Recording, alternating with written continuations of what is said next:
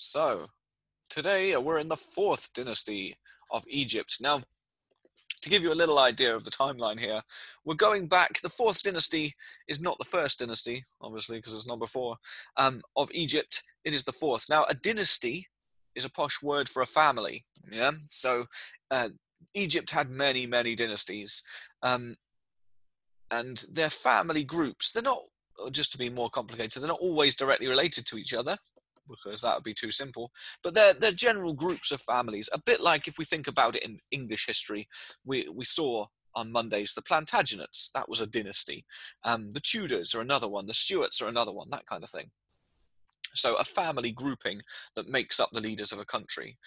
In this case, we're looking at the fourth dynasty because that's the one that's really important, with the objects behind me, the pyramid and the Sphinx in particular, the Great Pyramid. So that's why I've chosen to do the fourth. They're the first dynasty that we know of as far as we know, and it's all very vague because it's a long, long time ago. But they're the first dynasty that brings together the two kingdoms, the upper and lower kingdom of Egypt, pushes them together and makes one united Egypt as far as we can tell. So it's probably worth mentioning that a lot of the history here today is going to be a bit vague. We have the odd name, we have the odd date, but none of the dates are certain. And none of the names are certain too, as you'll see. Egypt, unlike most other history, has a huge amount of people studying it, and they never agree with each other. So the things I'm going to tell you today are going to be, the best guess by official Egyptologists, but I'll also mention some of the other stuff, which less high-profile Egyptologists think as well. So the civilization is called the Egyptians, but we're calling it the fourth dynasty of the Egyptians today, because that is the group of pharaohs, or kings in another word, but pharaohs is the proper word for the leader of Egypt. The group of pharaohs who had a great impact on Egyptian culture and gave us some of the things that we think about when we think of Egypt, like the buildings behind me. So fourth dynasty Egypt is probably the best name for this civilization, although the things that they build, they're still with us today. So they last through all the other dynasties and periods of Egypt too. What does the word pharaoh mean in Egyptian? I don't know. Probably means like cool king with a massive hat or something. I don't know. There must be a proper word, but as I'm not aware of it. There you go. It could be God, couldn't it? Yes. I mean, pharaohs were associated as gods, or at least later. It's hard to say whether they were in the fourth dynasty. This is so long ago that the Egyptian religion that we think of when we think of like Osiris and Isis and all those kind of guys, and Anubis, all of that is kind of still being worked out. So it's all a bit vague. We could go all the way back to the first dynasty, which is where we have rulers that we have names and vague dates for. But you can go back even further to that, to the mists of time. There's evidence of people living in Egypt as far back as the early Stone Age, so the Neolithic period. We also have evidence of kings that came before the first dynasty, which makes very little sense because it's the first dynasty, but there you go. Kings with interesting names like Crocodile, Scorpion 1 and Scorpion 2. And my favorite is Finger Snail. King Finger Snail, hurrah! I don't know why he had that name, but there you go. Maybe his finger was like all like that. I don't know. So the fourth dynasty is not the first dynasty, but it is a really, really early one. We're looking at about 2600 BC, something like that. So to put that into context with what we looked at before, this is the fourth dynasty is around just as Sumer is starting, maybe a bit earlier. Sumer probably is starting to properly be built about 100 years later than this dynasty. But there would have been people living in the area. There you go. Just like that, Alfred. Yeah. Although it's two words, finger, snail. There you go. So we're not, Lewis asks, are we going to learn about Tutankhamun? Not today, no. Tutankhamun comes hundreds and hundreds of years later than this. For Tutankhamun, if he had been, when he was alive, he would have probably looked at things like the Sphinx behind me and the Great Pyramid and been quite confused by them.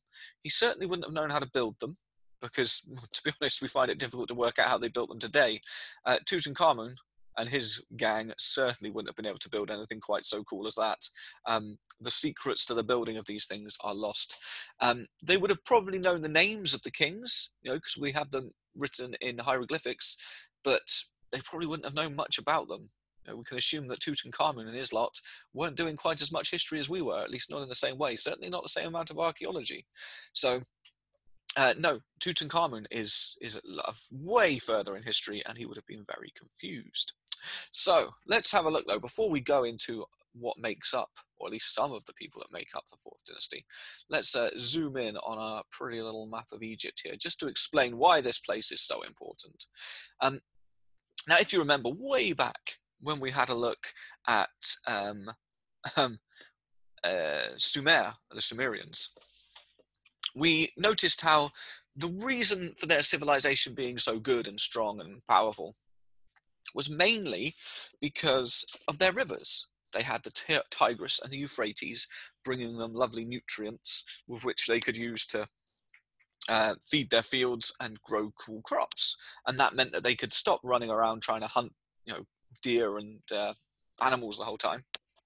And instead they could settle down in cities and towns and start to build civilization. This is exactly what's happening in Egypt, just a different river. Egypt has this great big blue thread coming all the way through it, which is called the River Nile. You've probably heard of it. Possibly the longest river on earth. I mean, people argue Amazon, Nile, Amazon, who knows? Some people say one way, some people say the other. Yes, Finger Snail, you have got the spelling correct there. Yes.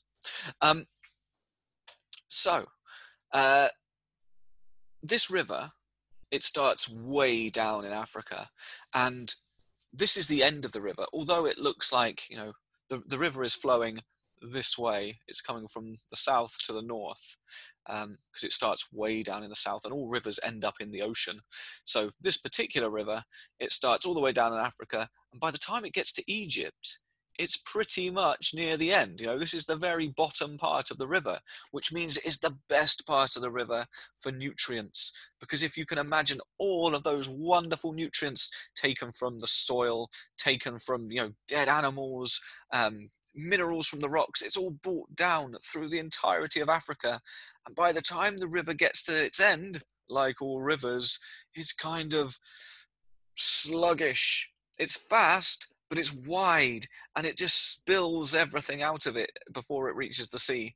And it's these wonderful nutrients that Egypt grows up around. Okay. Oh, here we are. Jay is telling me that Pharaoh is actually a Greek word that is based on an Egyptian word that meant great house. There you go. I like it. Pharaoh, great house. Makes sense.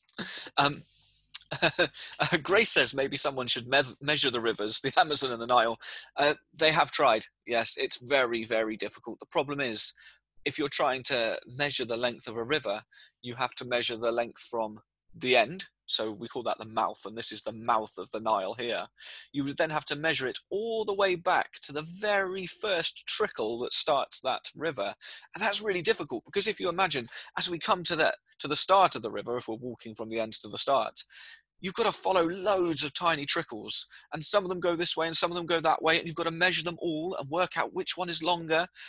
And it's really hard. We don't exactly know. The Nile, I think we've pretty much got the source of that sorted, but we don't have the source of the Amazon properly pinned down. So it's really, really hard to tell. You could measure, as people have all their lives, and still come up with different numbers. It's very, very difficult. And as Vulcan says, you don't have a tape measure long enough. No, tape measures ain't built that big. This is true.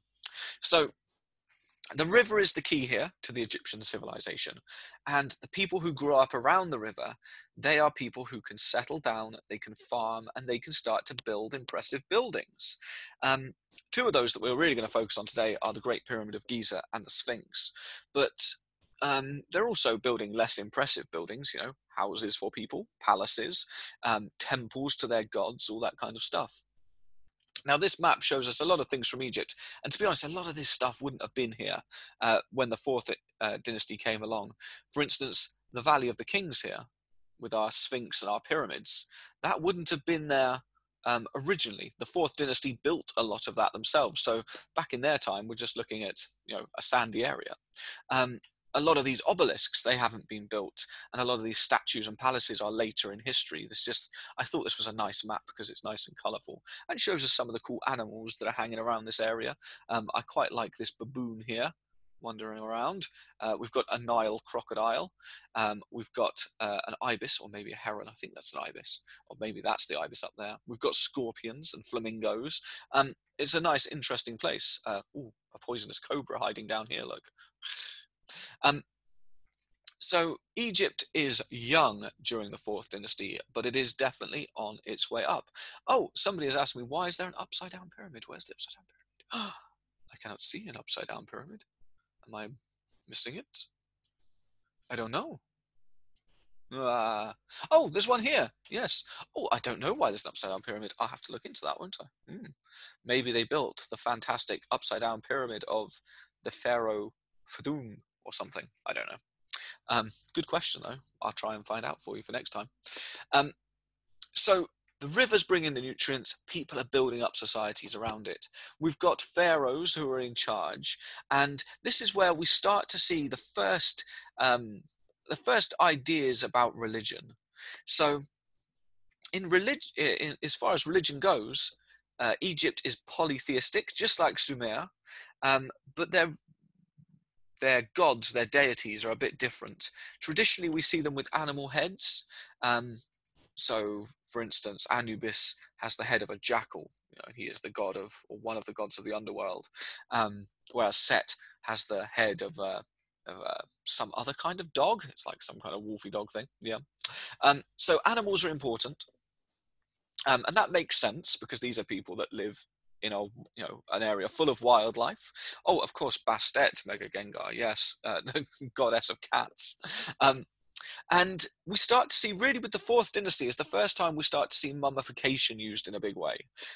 Before that, it looks like they might have been experimenting with mummies here and there, but the fourth dynasty seemed to really start going with it. There's a mummy here, in fact, standing up, going, But the mummy was something that they would make in the fourth dynasty, maybe not the same as they would in later dynasties. If you know how you make a mummy, there's lots of fancy things with bandages and stuff. In the fourth dynasty, a lot of their mummies were made with clay. So you'd take a dead body and you would cover it in a casing of clay, and then you would like paint their face back on and stuff like that. So it's not quite the mummies that you might be used to if you've looked at Tutankhamun and how mummies were prepared back then. You take everything out, all the guts and things out. You take out the heart or you put the heart back in again, but you take out the organs and then you wrap it all in bandages and nitra. It seems like in the fourth dynasty they were experimenting with bandages and nitra. Nitra being like a really what do you call it? It's like a white sandy powder, which can be really corrosive. You wouldn't want to walk around in nitra. Pretty much the only creatures that I know of that live in nitra lakes are flamingos. They stand there in one leg and they seem to be immune to like the burning sensations. If you chose to walk through a nitra lake, you would probably burn straight through your feet. That's through your shoes and then through your feet. Yeah, really, really corrosive stuff. So back then, in the fourth dynasty, think of mummies that are encased in clay. They would have looked more like robots, maybe, than Tutankhamun does. Yeah. And give the brain to a fish. There you go. Corrosive finger snail means that it burns. It's highly acidic. Yeah, or maybe it's highly alkali. I'm not sure. I'm not much of a scientist. Possibly highly alkali. But either way, if your pH goes too far one way or the other, it can start to burn you if you touch it.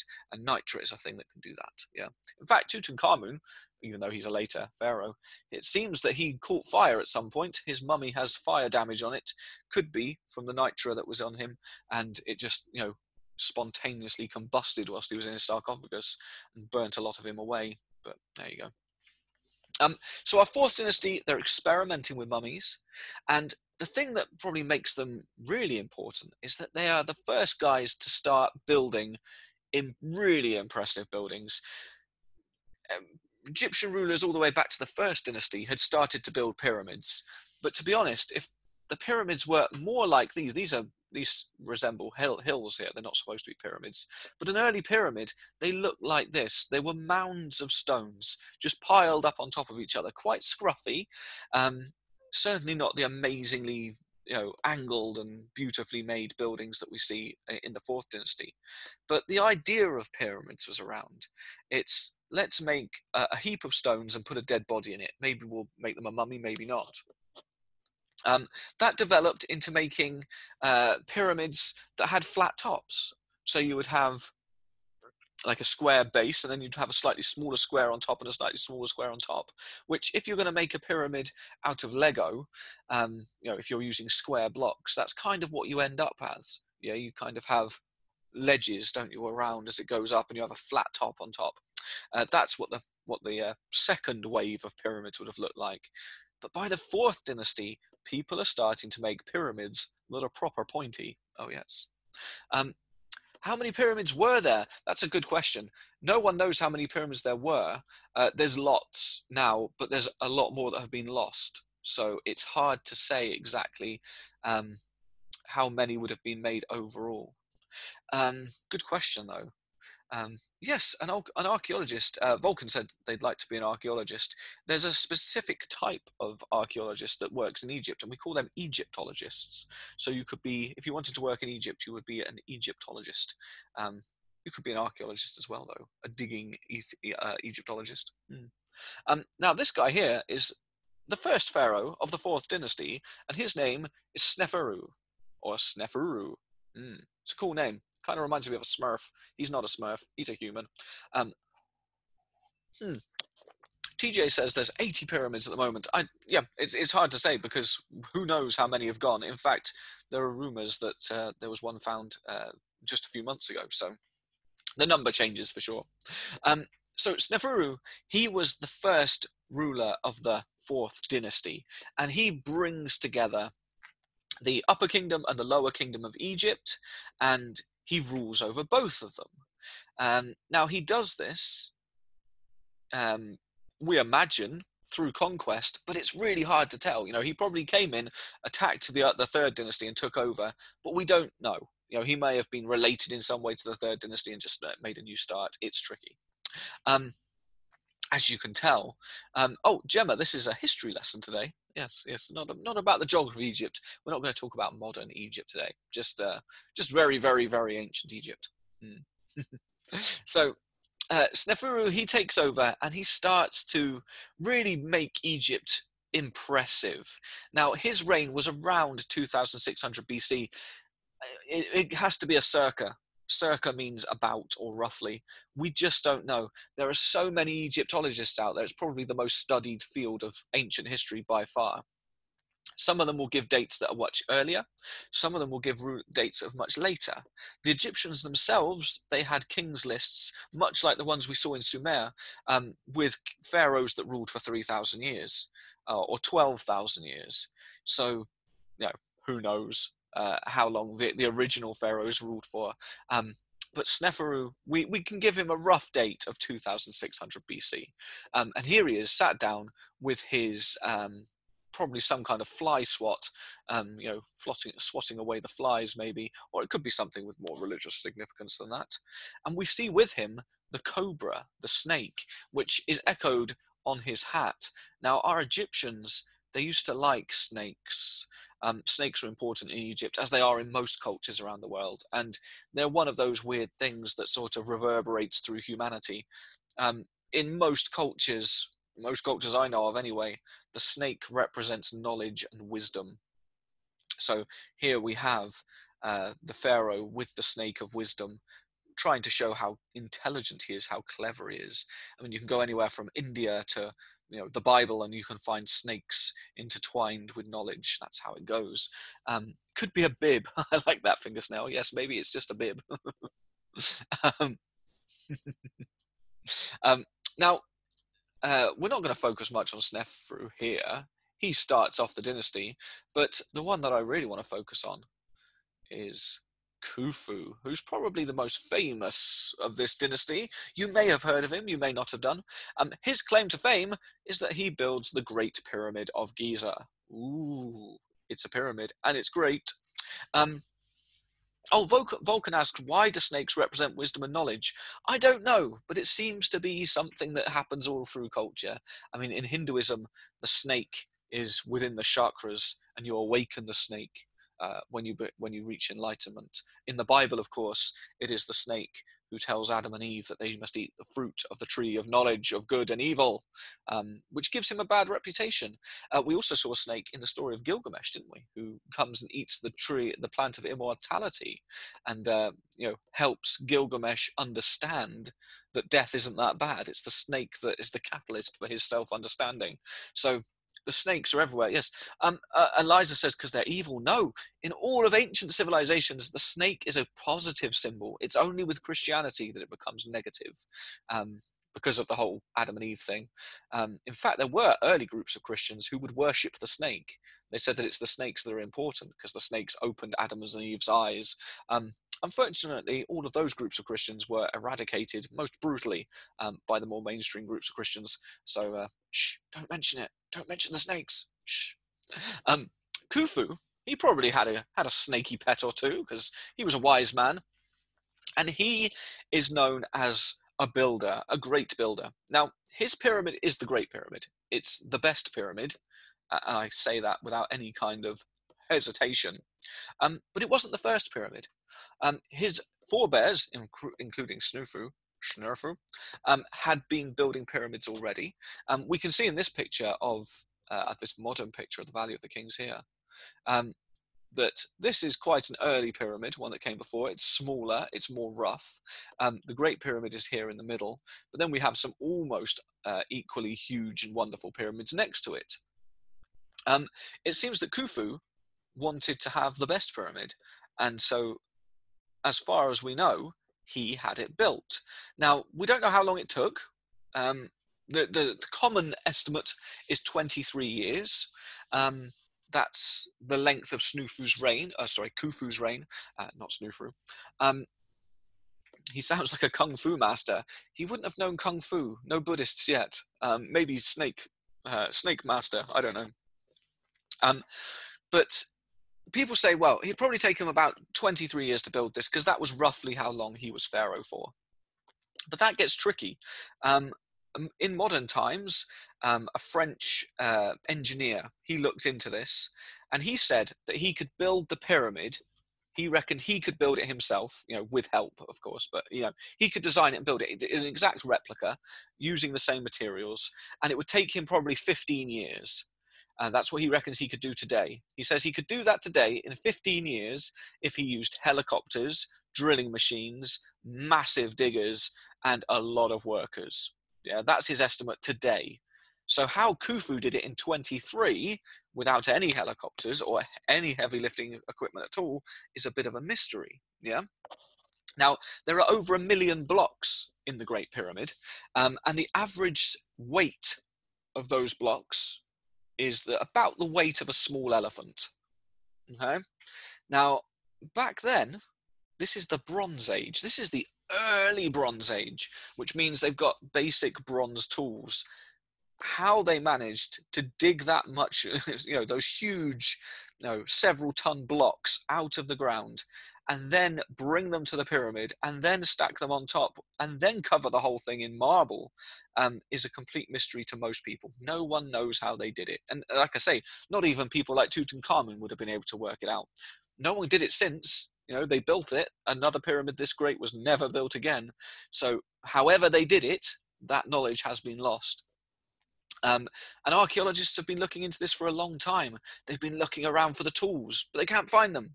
Where are the digging machines? There aren't any, obviously. Where are the workman's tools? We can't find them. So somehow this happened, but nobody knows how. It's one of the wonderful mysteries of history and how they managed to build this massive building.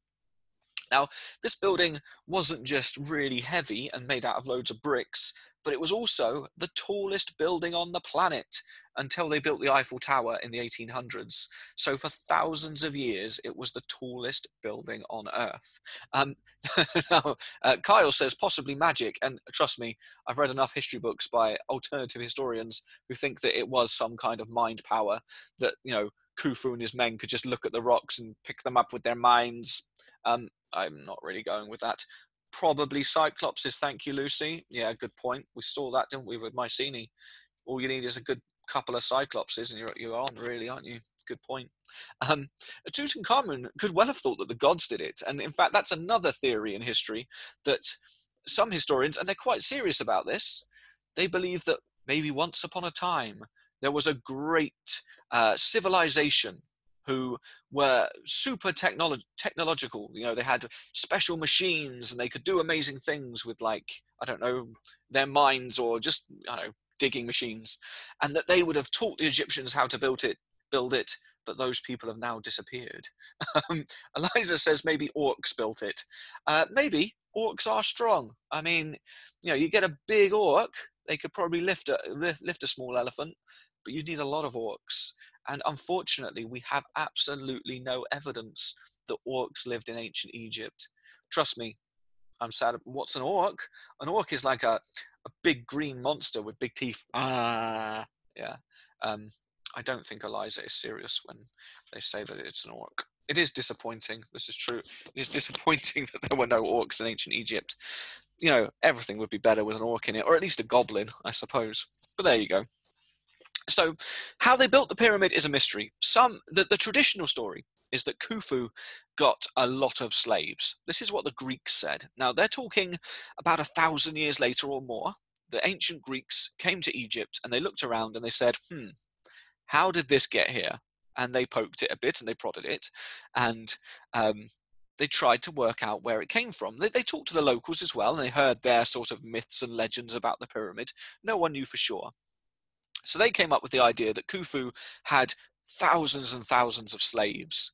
And, you know, if you go back and look in the old history books, you'll see, like, Egyptians with whips whipping the slaves as they carry these huge boulders around, and, you know, these bricks, and stack them up on each other to make a pyramid. Still, I mean, yeah, incredible job, even if it was slaves. In more recent times, the chief Egyptologist of Egypt has said that it's highly unlikely it was slaves. That seems to be just what the Greeks kind of made up for themselves. There's no archaeological evidence that it was slaves. In fact, there is archaeological evidence against that. Nearby the pyramid, there is what looks like quite a nice village, made up of lots of houses, and it seems that would have been for the builders of the pyramid. The houses aren't there anymore, but we have the foundations and sort of like elements of the houses left. And if it was slaves, they wouldn't have a nice village, would they? They would kind of, well, we can imagine they'd kind of be made to sleep on the floor and stuff. So these guys were given quite nice living quarters. Also, there's some graffiti nearby, some inscriptions near the pyramid, which say things like, "We are friends of Khufu." Now, if you're a slave of Khufu, you're probably not saying that. Oh, Eliza says, yes, it's a bit like the film The Prince of Egypt. Just to put that into historical sort of context, The Prince of Egypt, the story of Moses, would have been probably around the time of Ramses III. So we're talking of the 21st dynasty, which is even later than Tutankhamun, which is way later than this. So Pharaoh in the Bible would have been, you know, he probably would have been hanging out in the pyramid, but he wouldn't have understood how it's built. No way could Bible Pharaoh build a pyramid. Way too difficult, way too confusing. Yeah. So yeah, we're talking really, it's hard to explain how long ago this was. You know, these are guys who, the rest of the world at this time is literally bashing each other on the head with bits of bone and going, ugh. And the Egyptians build this. It's like, what's going on, fellas? You know something we don't know. Something about triangles, I reckon. Yes, Fingersnail asks, what does the stone with 3 languages say? Now, that's called the Rosetta Stone. That's right, Fingersnail. The Rosetta Stone was how we've learned to read hieroglyphics. Napoleon found it. Was the French? They attacked Egypt, took the stone. They stole the stone And the stone was really helpful because it had Greek writing and cuneiform writing, which is like Samaria would have used, and hieroglyphs, and it was all the same thing. So they could work out what the hieroglyphs said because they understood what the Greeks said. Yeah, clever. Poor old Napoleon didn't get to keep the stone for very long, though, because then the British stole it and put it in the London Museum, where it stays to this day. But yes, very, very useful. Where does it? Oh, that's a good question. Jasper asks, how does this compare with Stonehenge?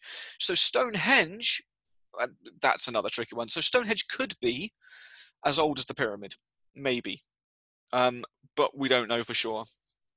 The Stonehenge could be as young as 3,000 years old, so 1,600 years after this, but it could be as old as this too. We just don't know. I mean, to be honest, we don't know for sure that Khufu had this built. Some historians say this pyramid was built long before Khufu, so by an even older dynasty. Some people say there's no way Khufu could have done it in 23 years, so it could have been built by his sons and their sons and their sons until it was finally finished. But we just don't know. It's really hard to carbon date sandstone or any kind of stone. Really, you need biological matter to really date things properly. Rowan asked, why was Stonehenge built? I don't know. Maybe we'll do that next week. Maybe we'll go to Stonehenge next time. We'll do some British ancient history. That'd be quite cool, wouldn't it? And we'll look at Stonehenge there. But there's lots of theories. Okay. There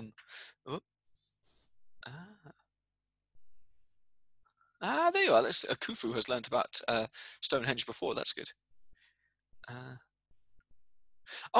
Captain Toad asked, did Napoleon wreck Egypt as he went through? No, he didn't. There is a legend that he shot the nose off the Sphinx with a cannon, but that's a load of nonsense, because if there's one thing Napoleon loved, was himself. If there were two things that Napoleon loved, it was himself and ancient history. He was almost as excited about ancient history as I am. He loved it.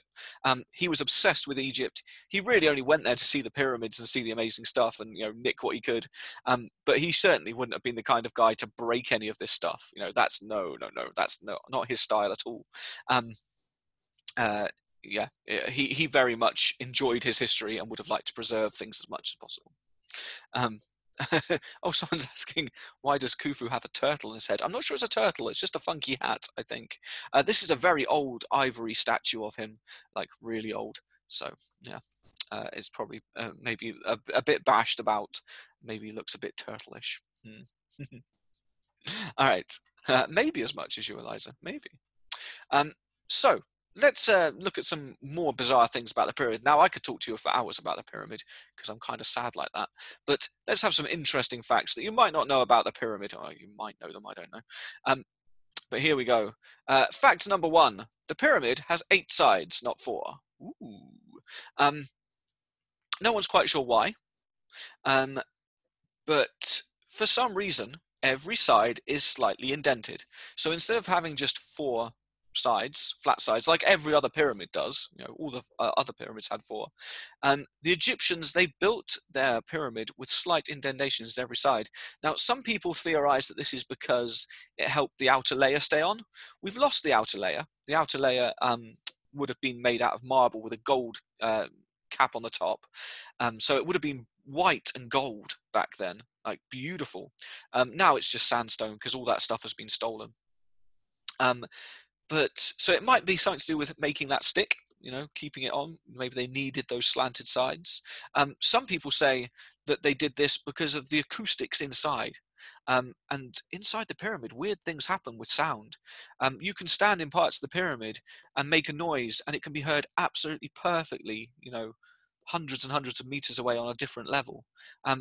Whatever they did, whether they did it by accident or on purpose, acoustically, like the science of sound, it's incredible how they managed to work it. So some people think that this building was built to be some kind of concert hall, some kind of music playing thing, possibly with religious significance, possibly not.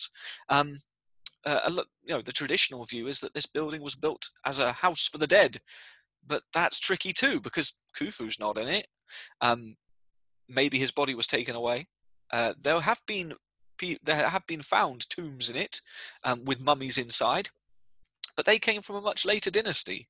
It seems like later Egyptians took their dead and put them in the pyramid. It could have been a disco house, Eliza, yes. This could have just been an old nightclub. I mean, some historians say it was some kind of power generator, like a great big power station, and somehow they used it to create electricity. I mean, there's next to no evidence for that, because where are all the power lines and the electric toothbrushes and stuff? But people have different ideas. But it used to be pretty certain that this is a tomb, but now not so much. It seems to have other purposes. If it was a tomb, that seems like a lot of effort to go to. If Khufu did build this in 23 years with the help of thousands of people, you've got to wonder why. I mean, it must have sucked up all of the manpower of Egypt for years and years and years. You'd have thought they would have put, why do all that for just a box to keep a dead person in?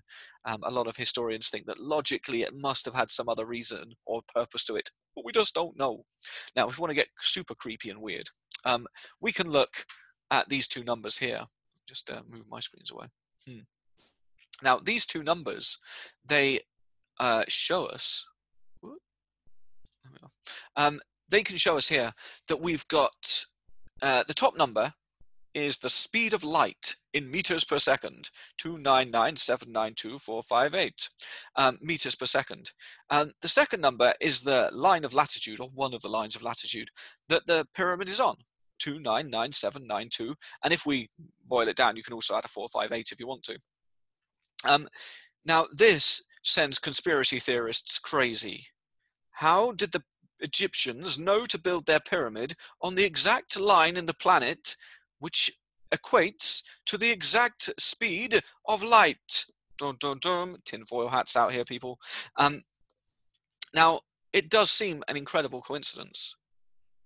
Did they do it on purpose? Did they build their pyramid on the... Because just if you're not sure what a line of latitude is, the Earth is divided into loads of lines, imaginary lines on maps.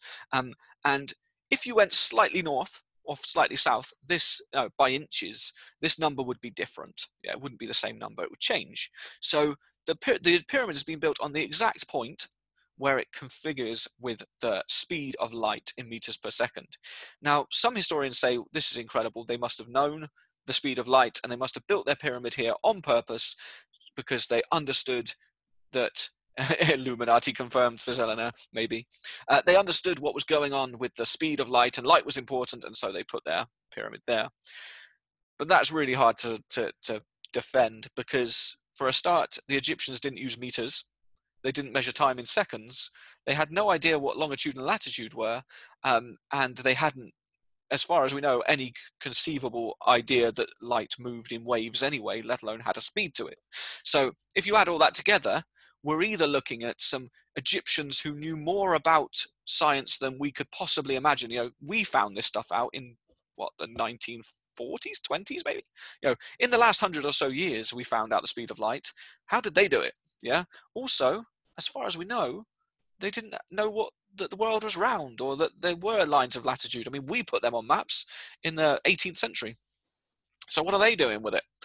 So it's probably more than likely a coincidence, but it's an interesting coincidence.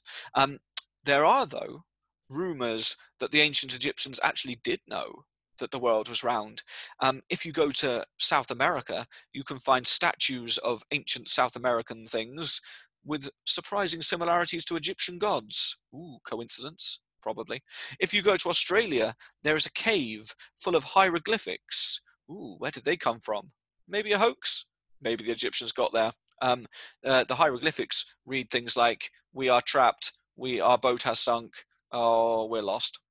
That's pretty much what the hieroglyphics say, which would make sense. I mean, if they did get to Australia, they probably were pretty lost. You're a long way from Cairo if you find yourself in Sydney, aren't you?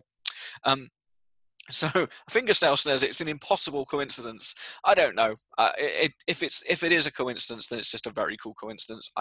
But how they would have known, I don't know. I mean, Khufu, he looks like a cool dude. Oh, hang on. But he doesn't look like the kind of dude who can work out the speed of light to me. I mean, that hat, It's not saying super genius. I mean, maybe that's just me being critical. They knew, says Rowan. They knew.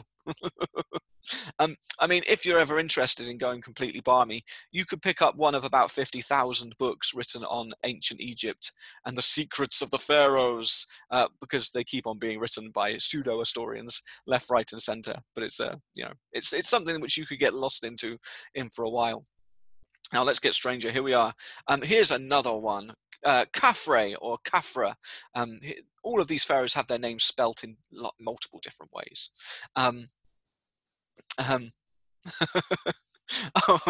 Vulcan. Vulcan is asking what books should they read? There are lots. I mean, I don't know, books with titles like Secrets of the Pyramids, What the Pharaohs Knew, and then of course they go even further. Aliens and Ancient Egypt. Aliens built the pyramids. Aliens in the pyramids. Egyptians are aliens. All this kind of stuff. I mean, there are literally hundreds of books out there which people have written with their theories and ideas. Yeah, buy the library. Just buy it all. Yeah. So you could spend a lot of time reading books about ancient Egypt. Written by, standard historians who will tell you, yes, this was built by Khufu and it took 23 years. And then you'll have other books that say, no, it was built by aliens. They did it with their minds. And I have the evidence because look, here is a picture of a pharaoh and there's a spaceship behind him. There is, look it up on Google. It's fun. But it's probably not a spaceship. It's probably a carrot or something. Looks like a spaceship. Probably isn't. There you go. So let's go on to our final one that we're going to talk about today. Now, there were more pharaohs in the 4th dynasty, but I've just picked 3 here. Sneferu is the first, so he gets a mention. Khufu built the pyramid, and Khafre is the one who we associate with the Great Sphinx. Now, the Sphinx here is a wonderful bestial. This isn't a very good picture, is it? It's low pixelation. But the Sphinx is a creature with the body of a lion and the head of a pharaoh, probably Khafre himself, although we don't know for sure. Now Abby says, what if there were wizards making the pyramids and we're confused because we're just a bunch of muggles? I mean, yes. I mean, I'm sure Harry Potter would understand how the pyramids were built. You probably just say something like pyramidum buildum, and it just appears, doesn't it? Like that. Like it's all pointy and stuff, full of chocolate frogs. Sounds all right, actually. Chocolate frogs wouldn't last long in the desert, though, would they? No. Get too hot. They just melt. It'd have to be more like Hermione, says Eliza. Yeah, Eliza. Yeah, of course. Yeah. Maybe Harry wouldn't be the one to build pyramids. If Ron did it, they'd end up upside down, wouldn't they? Like back to front. Yeah, they'd end up square pyramids. How do you do that? Anyway. So our Sphinx here, body of a lion, head of a man, and this is. I'll give you the official story first. The official story is that Khafre, he built the Sphinx because he was Khufu's son, or possibly nephew, or possibly just an adopted son. We don't know because it's so vague. But he takes over as Pharaoh of Egypt, and he looks at his dad or uncles or whoever's pyramid it is and says, "Oh, I want one of those." But he can't quite build such a big one. So he builds a smaller pyramid next door. And he also builds, to kind of make up for it, he builds the Sphinx. The Sphinx has got the body of the lion and the head of him. And you can see, I mean, this is an old image of Khafre. And you can see the Sphinx. There's definitely a likeness there, a similarity, isn't there? Now, the Sphinx has lost its nose, but it's not Napoleon's fault. It was probably, as far as people can tell, Islamic raiders, Muslim raiders from earlier in history, because Islam preaches, or at least many types of Islam preach, that you shouldn't have idols to false gods. So it may well be that they misinterpreted this and thought that this was an idol of a god, and so they damaged it on purpose, hacked its nose off to try and, take away the pagan taint from it. But again, that's just a theory as well. Can you go inside the Sphinx, Noah? Yes. Now, all right, let's go for the mystery. The official story, the Sphinx has been put there by Khafre. It looks like him. It's just a big, cool thing. Other people have different ideas. And the mystery of the Sphinx is almost as mysterious as the pyramid itself. The first thing is that if you look closely at the stonework on the Sphinx body, you will notice there's lots of water erosion. Now, some historians say that this could only happen through rainfall. Now, I don't know if you've noticed, but Egypt isn't famous for its rainfall. In fact, the Valley of the Kings gets rained on incredibly rarely. Um, so some historians say there's no way Khafre could have built this, because if he'd built it 2,500 years ago, sorry, 4,500 years ago, there was no rain in Egypt, and there hasn't been since then. So it couldn't have been battered by rain. It would have had to have been built 5,000 years before that, which would have been when Egypt was a rainforest, or that kind of climate. Climates change all the time. So they say this thing is way older. They then postulate that maybe the head was different back then, and they've changed it. So it could be that the body is very, very ancient, and Khafre, sorry, put a new head on it to look like himself. Maybe he just sort of took over the Sphinx. Now, someone asked, can you go inside the Sphinx? There are chambers underneath. There's one chamber in particular which no one has been into and no one's allowed to go into. They know that it's there because they've used radar or LiDAR technology around the Sphinx to look under the ground. Yeah, so you can do it with computers, basically. You use your sensors, you look around, and you can see where there's openings and caverns. Now, just under the back end of the Sphinx there is a chamber, but the Egyptian government has forbidden anyone to investigate it. So it's one of the, Egyptologists today would give their right arm to be allowed to go under the Sphinx and have a look what's down there. Could be anything. Could be a box of chocolate frogs, couldn't it? But we don't know. And no one's quite sure why the Egyptian government won't let them in. I assume that they're worried that they're going to damage the Sphinx in doing so. Or maybe unlock a mummy. The curse of the mummy of the Sphinx. But yeah, so it's mysterious, but it's like everything in Egypt. There are so many mysteries. I did read a book once by an engineer who talked about the statues in Egypt and how they're all pretty much exact, and that modern technology, if we used computers, we could make exact statues of each other, exact replicas of statues, but they were doing it in the Bronze Age, and no one knows how, because trying to get that precise stonework, because this is all done in stone, being able to make a statue like the Sphinx and have its face symmetrical would have been so difficult. It's the kind of thing you would use computer engineering to do today.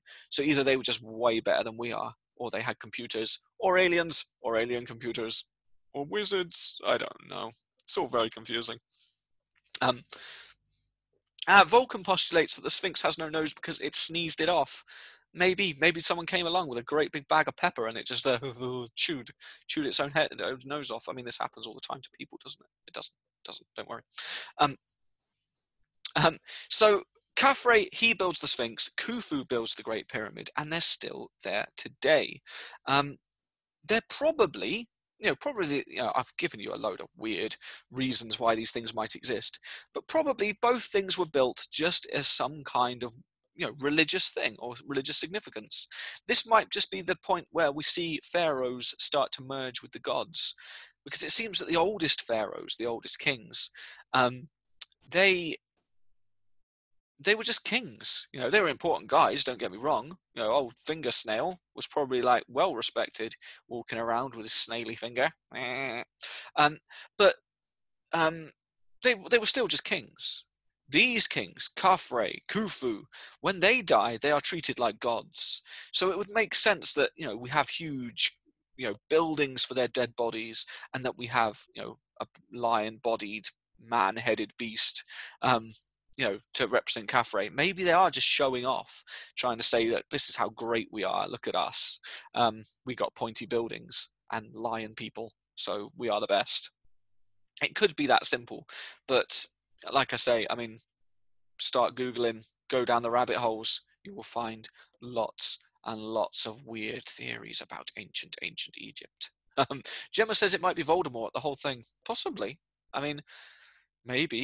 Maybe an evil wizard did it. That's a good excuse for most things. Whenever anything goes wrong in my house, I just blame it on an evil wizard. Works every time. To be fair, my family are now terrified of evil wizards, but it's a price I'm willing to pay. Could be Grindelwald. This is true. Yes. Have we found Khufu's body? Oh, that's a good question. Let me do a quick search. I don't think so. Let's see. I think, like most of these ancient guys, let's see. Where is the body of Khufu?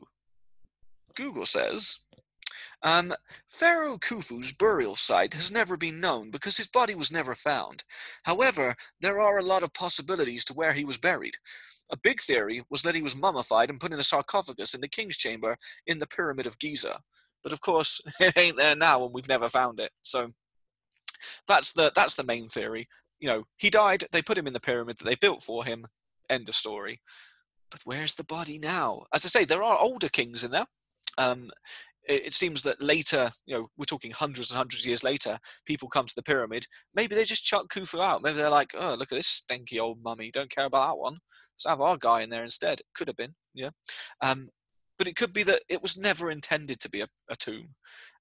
It could have been something else, a power plant, a mystical place of healing, a music hall. I mean, people genuinely think it could be. They point just to make this more confusing. Let me see if I can remember what these things are called.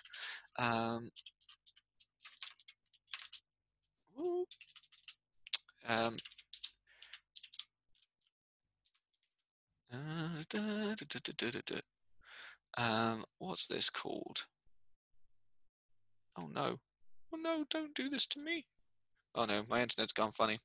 In Egypt, there are these great big black boxes that are perfectly well formed. They're huge. People think that they may be coffins for cows, like big cows, although no one's ever found any cow bones in them, so that's a question. They are perfectly airtight to an extent that we can we find it very difficult to do today without plastics. They're made out of pure granite, black granite, and they are these solid boxes. Now, people think that maybe they were giant batteries. You would put loads of like decaying vegetable matter in there, and as it decayed, it would create electricity. Yeah, so they talk about the batteries of Egypt. I don't know. I mean, there are even some historians who look at layers of glass underneath the Egyptian desert and say the only thing that could have created that would have been nuclear bombs. Now, I'm pretty sure the Egyptians didn't have nukes, but, you know, historians be historianing. That's how they go. There you go. It's all right, Mia. All right, so I've probably left you with far more questions there than answers, but it's a wonderful part of history to go and look through Egypt. We will come to, maybe next week I think we'll go to Stone Age Britain and have a look what's going on there, just as a nice comparison between all these amazing civilizations. But we will come back to Egypt soon, and we'll have a look at the 18th dynasty with Tutankhamun, and then we'll have a look at the 21st dynasty with Ramses II and Ramses III. To give you some context to what's going on. And maybe we'll even go to even later Egypt and see the days of good old Cleopatra. But yeah, there you go. All right, so I won't see you tomorrow, guys, because it's a Thursday, but on Friday morning, we will have one of the Egyptian myths about Osiris and Isis. So that's something to look forward to, thank you very much. If you do have any weird theories about the pyramid, let me know. Email me. Tell me what your weird theories are. I'd be interested to see. All right. Thank you very much, guys. Adios.